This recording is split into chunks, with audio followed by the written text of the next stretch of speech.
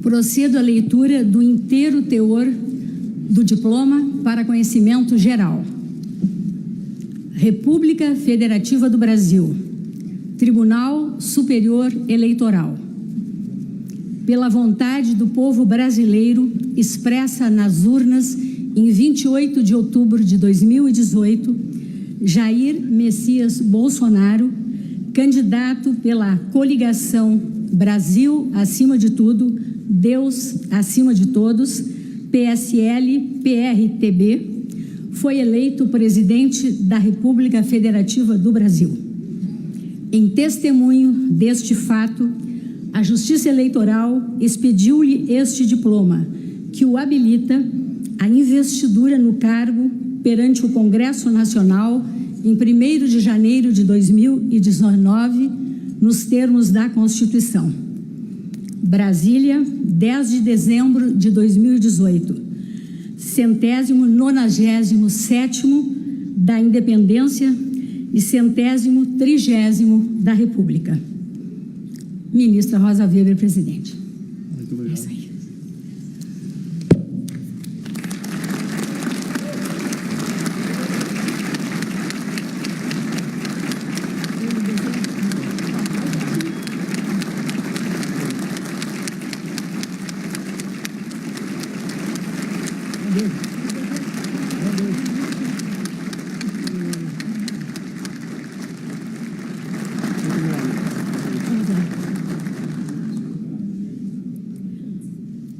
Presidente, volta a cadeira. De idêntica forma, convido o excelentíssimo senhor vice-presidente eleito Antônio Hamilton Martins Mourão a dirigir-se a esta tribuna para a entrega do diploma.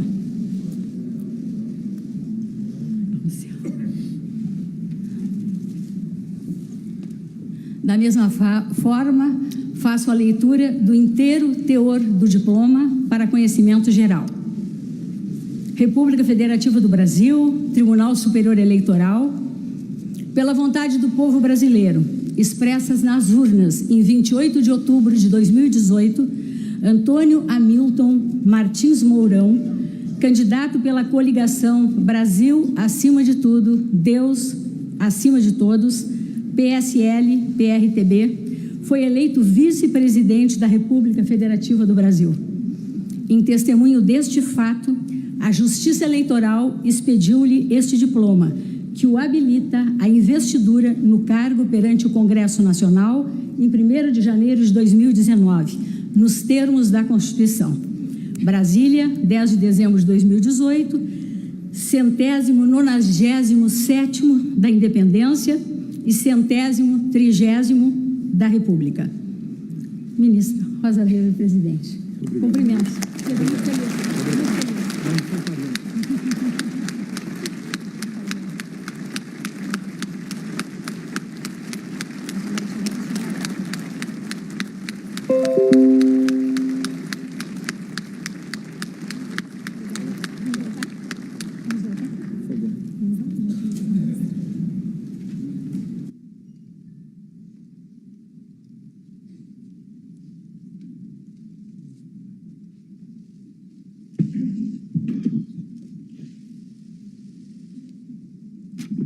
Agora é sua vez. Passo a palavra ao excelentíssimo senhor presidente da República eleito, Jair Messias Bolsonaro.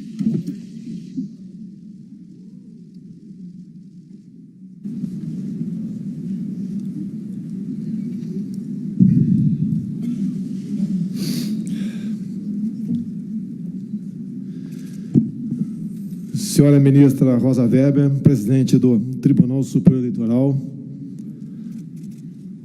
por intermédio de quem cumprimento os ministros do Tribunal Superior Eleitoral.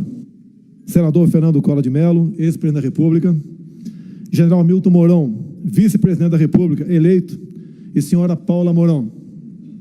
Senador Eunício Oliveira, presidente do Senado Federal. Deputado Rodrigo Maia, meu companheiro, presidente da Câmara dos Deputados.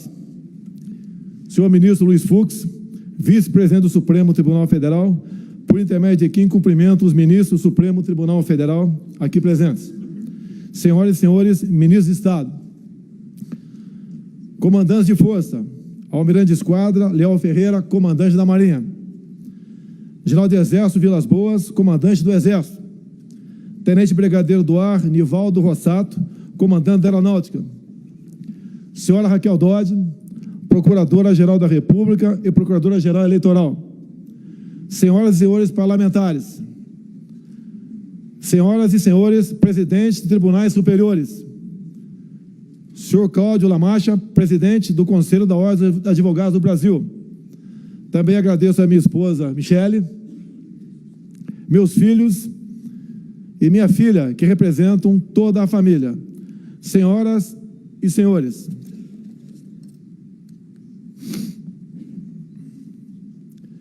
em primeiro lugar, eu quero agradecer a Deus por estar vivo e também agradecer a Deus por essa missão à frente do Executivo.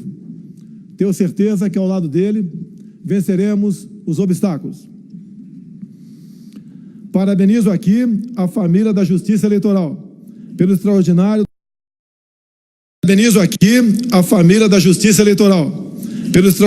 trabalho realizado nas eleições de outubro do corrente ano.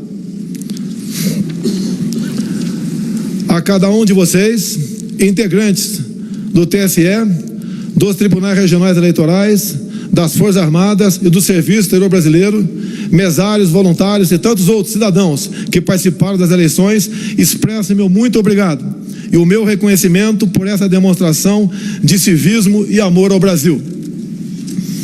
Hoje, eu e meu contemporâneo, general Hamilton Mourão, recebemos os diplomas que nos habilitam à investidura nos cargos de presidente e vice-presidente da República.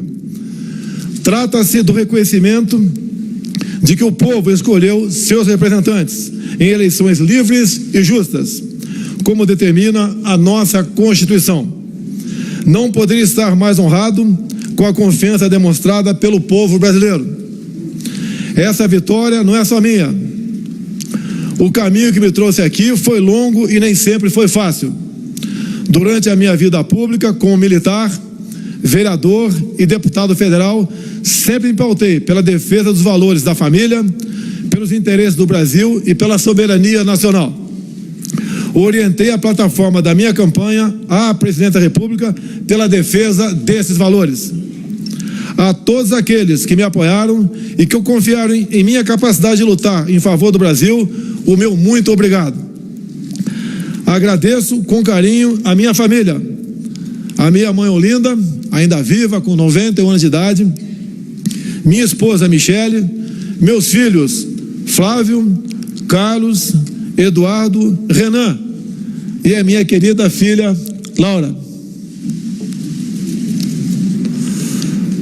Nada disso teria sido possível sem o amor e o apoio incondicional de vocês.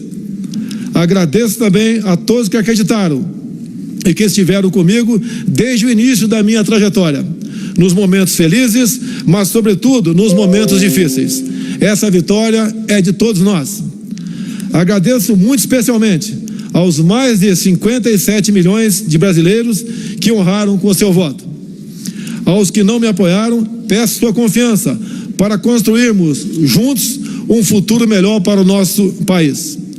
A partir de 1º de janeiro, serei o presidente dos 210 milhões de brasileiros. Governarei em benefício de todos, sem distinção de origem social, raça, sexo, cor, idade ou religião. Com humildade, coragem e perseverança e tendo fé em Deus para iluminar minhas decisões, me dedicarei dia e noite ao objetivo que nos une: a construção de um Brasil próspero, justo, seguro e que ocupe o lugar que lhe cabe entre as grandes nações do mundo. Esse é o nosso norte. Esse é o nosso compromisso. Senhoras e senhores, somos uma das maiores democracias do mundo. 120 milhões de brasileiros compareceram às urnas de forma pacífica e ordeira. Respondemos ao dever cívico do voto e com serenidade e responsabilidade. Nós, brasileiros, devemos nos orgulhar dessa conquista. Em um momento de profundas incertezas em várias partes do globo, somos um exemplo de que a transformação pelo voto popular é possível. Esse processo é irreversível. Nosso compromisso com a soberania do voto popular é inquebrantável. Senhoras e senhores, os desejos de mudança foram expressos de forma clara nas eleições. A população quer paz e prosperidade, sem abdicar dos valores que caracterizam o povo brasileiro. Nossa gente é trabalhadora, constituída por homens e mulheres, por mães e pais, que criam seus filhos com suor e dedicação, tendo todos a esperança de uma vida digna. Gente que não mede esforços para obter o sustento de seus familiares. Gente que precisa de um governo que garanta condições adequadas para desenvolver seu potencial com liberdade e criatividade. A construção de uma nação mais justa e desenvolvida requer uma ruptura com práticas que historicamente retardaram o nosso progresso. Não mais a corrupção, não mais a violência, não mais as mentiras, não mais manipulação ideológica, não mais submissão do nosso destino a interesses alheios, não mais mediocridade complacente em detrimento do nosso desenvolvimento. Todos conhecemos a pauta histórica de reivindicações da população brasileira: segurança pública e combate ao crime, igualdade de oportunidade com respeito ao mérito e ao esforço individual. Todos sabemos disso, mas ainda não conseguimos oferecer à população o que lhe cabe, por dever do Estado. Sempre no marco da Constituição Federal, nosso dever é transformar esses anseios em realidade. Nossa obrigação é oferecer um Estado eficiente que faça valer a pena os impostos pagos pelo contribuinte. Nossa obrigação é garantir que os brasileiros regressem a seus lares em segurança após um dia de trabalho. Nosso dever é oferecer condições para que o empreendedor crie empregos e gere renda ao trabalhador. Tenho plena consciência dos desafios que se colocam diante de nós.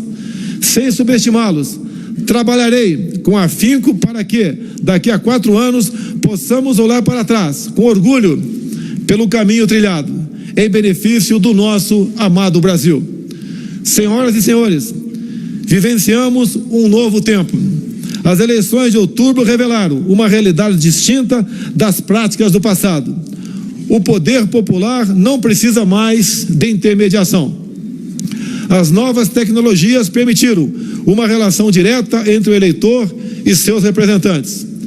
Nesse novo ambiente, a crença na liberdade é a melhor garantia de respeito aos altos ideais que balizam nossa Constituição. Diferenças são inerentes a uma sociedade múltipla e complexa como a nossa, mas jamais devemos nos afastar dos ideais que nos unem: o amor à pátria e o compromisso com a construção de um presente de paz e de futuro mais próximo. Senhora ministra Rosa Weber, senhores ministros do TSE, senhoras e senhores, que esse trabalho coletivo que garantiu a legitimidade do processo eleitoral seja um exemplo da união em prol do Brasil. Com o apoio e o engajamento de todos, vamos resgatar o orgulho de ser brasileiro.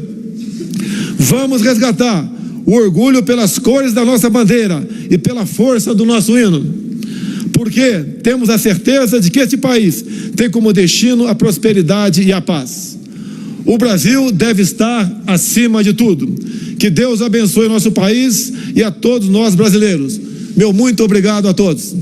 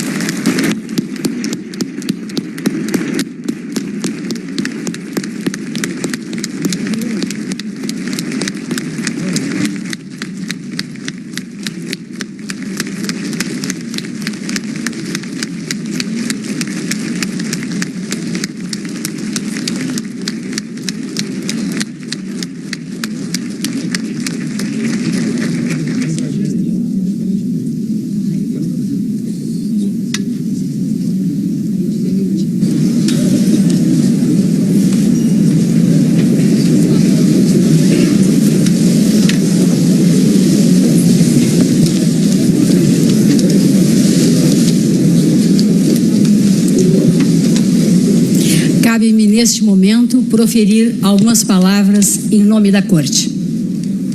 Na condição de presidente do Tribunal Superior Eleitoral, dirijo-me a todos, em especial aos eminentes presidente e vice-presidente eleitos, dirigindo-lhes a minha saudação. É uma grande honra recebê-los neste tribunal, que é o Tribunal da Democracia, a casa de todos os brasileiros.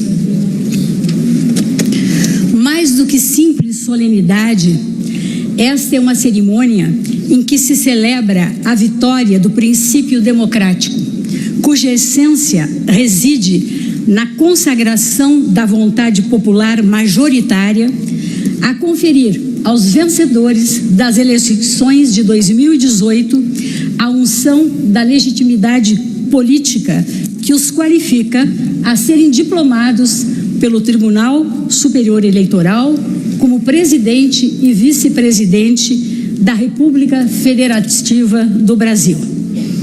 Este, portanto, é um momento de particular significação histórica, pois a diplomação dos candidatos vencedores em eleições livres traduz um gesto de reverência ao soberano pronunciamento do povo e atesta a superioridade da ordem constitucional, cuja primazia incumbe à Justiça Eleitoral sempre fazer prevalecer no desempenho da sua missão. Ao velar pela normalidade e regularidade do processo eleitoral neste ano de 2018, o Tribunal Superior Eleitoral, uma vez mais, garantiu a certeza e a legitimidade dos resultados das urnas e assegurou, em fiel observância aos postulares maiores da nossa Constituição, o primado da vontade soberana de quem? O povo é a fonte real de todo o poder no âmbito das sociedades fundadas em bases democráticas. Os diplomas que este Tribunal Superior Eleitoral conferiu, a par da beleza intrínseca que ostentam, confeccionados com esmero pela Casa da Moeda do Brasil, valem, sobretudo, pelo valor imaterial de que simbolicamente se revestem, enquanto retratam a vitória dos escolhidos nas urnas e constituem a expressão da vontade popular que nelas foi democraticamente manifestada com absoluta segurança e total lisura. Mais uma vez, o Brasil, em regime de normalidade institucional, escolheu seus representantes por meio do sufrágio direto e igualitário em eleições cuja periodicidade merece incondicional respeito, para que rupturas com desprezo à ordem constitucional não interrompam o processo democrático. E mais, senhoras e senhores, esta sessão realiza-se sob o signo de uma data de singular importância na história da luta permanente do povo pela conquista e preservação de seus direitos básicos. Refiro-me ao Dia Mundial dos Direitos Humanos, hoje celebrado.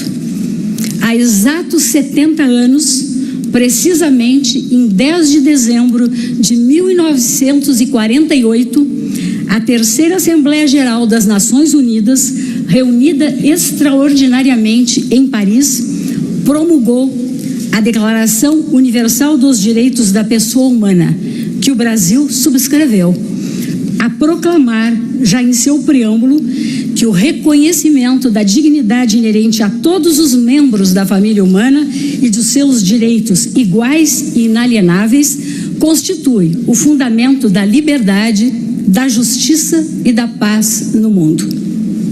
Também neste ano de 2018 se comemoram os 70 anos da Declaração Americana dos Direitos e Deveres do Homem, aprovada na 9ª Conferência Internacional Americana, em Bogotá, em abril de 1948, documento revestido de inexcedível relevo no contexto do sistema interamericano em que nos inserimos, a antecipar de modo significativo, em 8 meses, a consagração em nível global dos direitos humanos no âmbito das Nações Unidas. Nele proclamou-se que todos os seres humanos nascem livres e iguais em dignidade e direitos, sem distinção de raça, língua, crença, origem nacional, orientação sexual, identidade de gênero ou qualquer outra condição.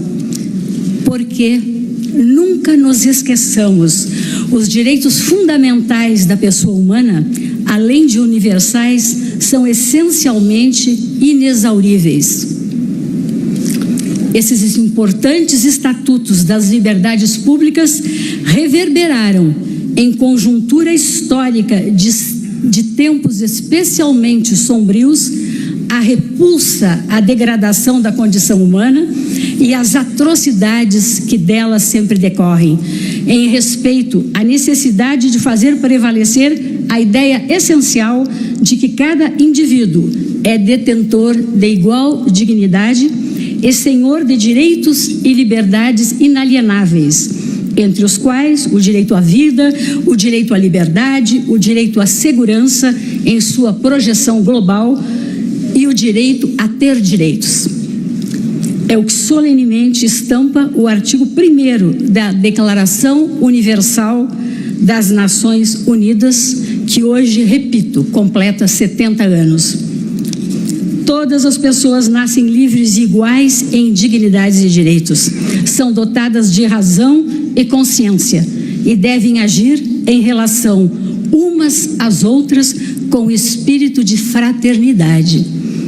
E quando o que reconheceu com primazia, em quase nesses mesmos termos, a Declaração Americana de abril do mesmo ano de 1948. Em país de tantas desigualdades como o nosso, senhoras e senhores, refletir sobre as declarações de direitos não constitui mero exercício teórico, mas necessidade inadiável que a todos se impõe, governantes ou governados. Daí o significado ímpar desta data, o Dia Mundial dos Direitos Humanos, e a ênfase que se deve atribuir ao que expressa também o artigo 2º da Declaração das Nações Unidas. Toda pessoa tem capacidade para gozar os direitos e as liberdades estabelecidos nesta declaração, sem distinção de qualquer espécie, seja de raça, cor, sexo, língua, religião, opinião política ou de outra natureza, origem nacional ou social, riqueza, nascimento ou qualquer outra condição. Nessa linha, enfatizo que a democracia não se resume a escolhas periódicas por voto secreto e livre de governantes. Democracia é também exercício constante de diálogo e de tolerância, de mútua compreensão das diferenças, de sopesamento pacífico de ideias distintas, até mesmo antagônicas, sem que a vontade da maioria, cuja legitimidade não se contesta, busque suprimir ou abafar a opinião dos grupos minoritários, muito menos tolher ou comprometer-lhes os direitos constitucionalmente assegurados. Em uma democracia, senhoras e senhores, maioria e minoria, como protagonistas relevantes do processo decisório, hão de conviver sob a égide dos mecanismos constitucionais destinados à promoção do amplo debate, sem pré-compreensões estabelecidas nos foros políticos e sociais adequados. Mais do que isso, a todos os cidadãos, sem qualquer exclusão, se assegura um núcleo essencial de direitos e garantias que não podem ser transgredidos nem ignorados pelas instâncias de poder, nem pelas instituições da sociedade civil, pelo simples fato de não refletirem, em um dado momento histórico, a vontade dos grupos majoritários.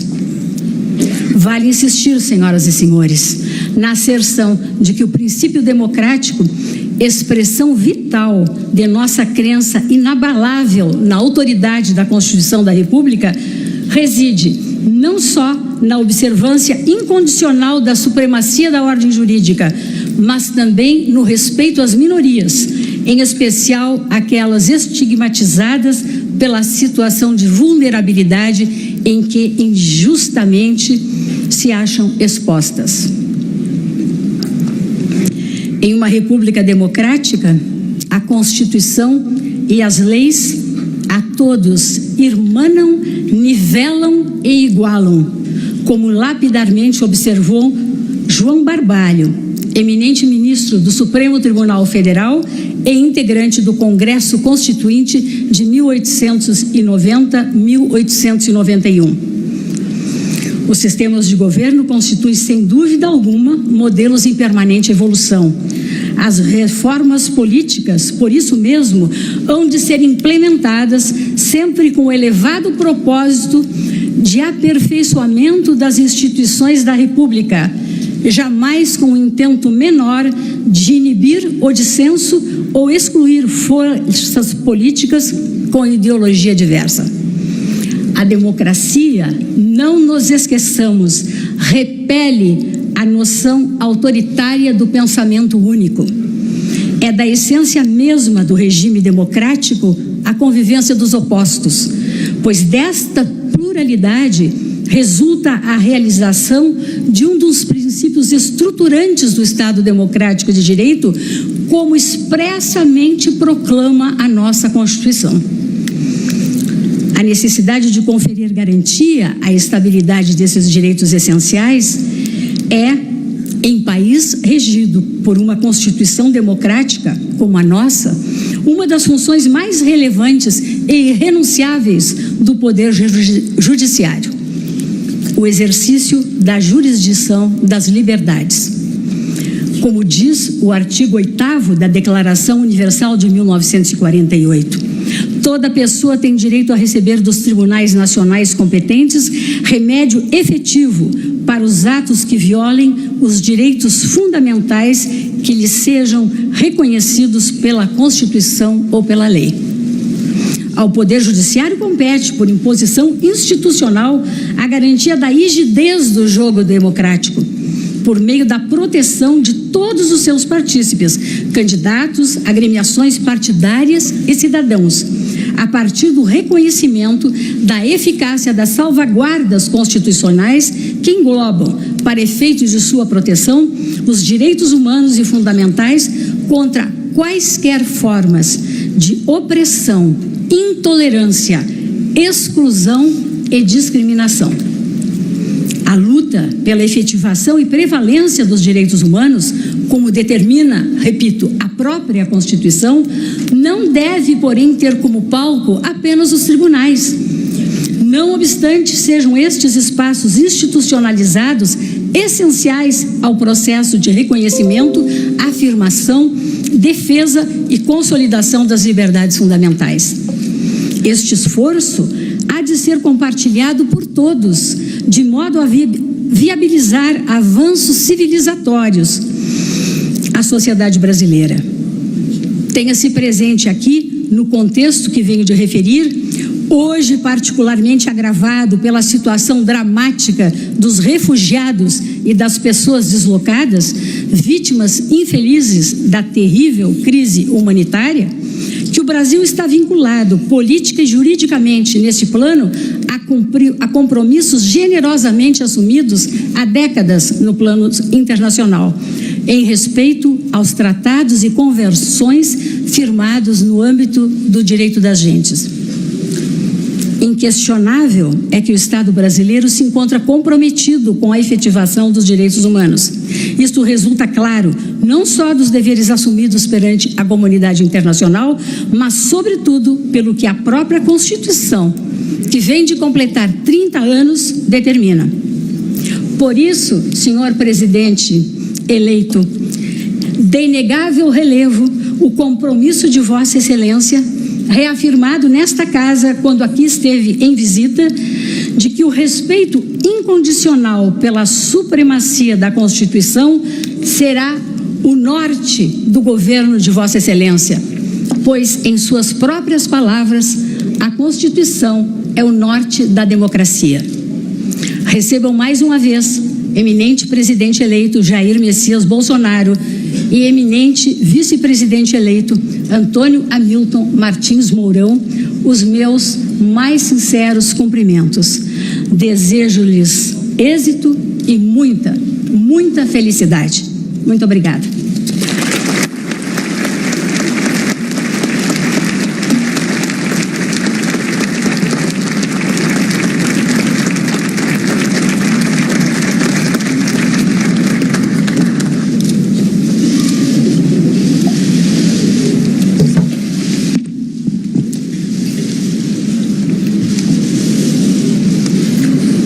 Sua Excelência, Senhora Presidente do Tribunal Superior Eleitoral, Ministra Rosa Weber, agradece a honrosa presença de todos que comparecem para prestigiar esta cerimônia. Excelentíssimo Senhor Vice-Presidente do Supremo Tribunal Federal, Ministro Luiz Fux. Excelentíssimo Senhor Presidente eleito da República, Jair Bolsonaro. Excelentíssimo Senhor Vice-Presidente eleito da República, Hamilton Mourão. Excelentíssimo Senhor Presidente da Câmara dos Deputados, Deputado Federal Rodrigo Maia, na pessoa de quem são cumprimentados os membros do Poder Legislativo. Excelentíssimo Senhor Presidente do Senado Federal, Senador Eunício Oliveira. Suas Excelências, os senhores ministros do Supremo Tribunal Federal, de ontem e de hoje. Excelentíssimo Senhor Ex-Presidente da República, Fernando Collor. Sua Excelência, o Senhor Presidente do Superior Tribunal de Justiça, Ministro João Otávio de Noronha. Sua Excelência, o Senhor Presidente do Superior Tribunal Militar, Ministro José Coelho Ferreira. Sua Excelência, o Senhor Presidente do Tribunal Superior do Trabalho, Ministro Brito Pereira. Sua Excelência, o Senhor Presidente do Tribunal de Contas da União, Ministro Raimundo Carreiro. Sua Excelência, Senhor Ministro de Estado, Chefe da Casa Civil, Eliseu Padilha, na pessoa de quem são cumprimentados os ministros de Estado. Sua Excelência, Senhora Advogada-Geral da União, Ministra Grace Mendonça. Suas Excelências, os senhores ministros do Tribunal Superior Eleitoral, de ontem e de hoje. Sua Excelência, a Senhora Procuradora-Geral Eleitoral, Doutora Raquel Dodge, na pessoa de quem são cumprimentados os membros do Ministério Público. Senhor Presidente do Conselho Federal da Ordem dos Advogados do Brasil, Dr. Cláudio Lamáquia, na pessoa de quem são cumprimentados os advogados. Suas Excelências, os senhores comandantes de Forças Armadas. Sua Excelência, o senhor Defensor Público-Geral da União, Dr. Gabriel Faria Oliveira.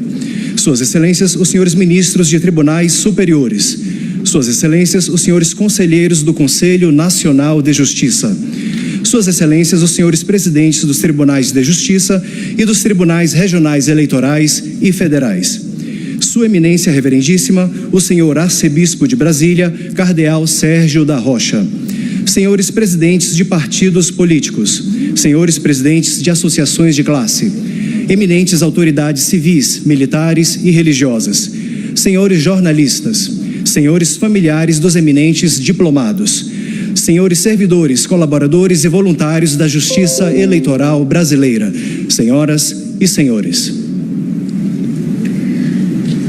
Cumprida a finalidade para a qual se deu este ato, declaro encerrada esta sessão solene, renovando meus cumprimentos e agradecendo a presença de todos.